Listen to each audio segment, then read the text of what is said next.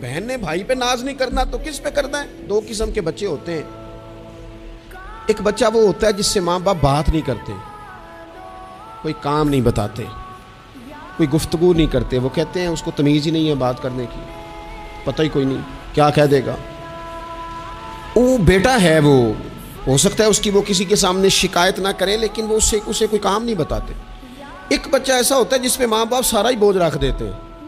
انہیں پتہ ہوتا ہے کہ میں نے جو اس نے کہنا ہے وہ اس نے کر دینا ہے.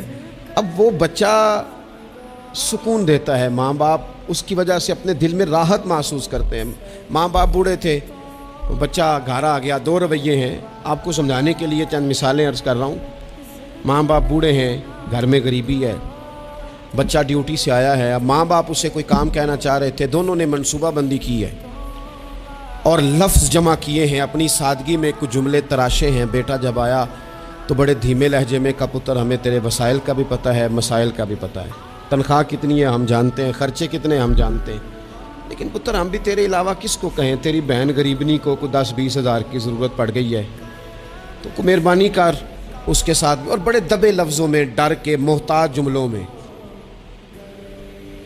بچہ تو ایسے ہوا جیسے پہلے سے ہی تیار بیٹھا تھا, لاوا تھا, پھٹ گیا. کہنے لگا, ابا جی آپ ہر وقت مجھے تکلیف ہی دیتے رہتے ہیں, اماں ہر وقت آپ کام بتاتی رہتی ہیں, بہن کو سمجھائیں نا آپ کہ میرے پہلے بڑے مسئلے ہیں, میں کہاں سے اسے پیسے دوں, آپ اسے کہیں.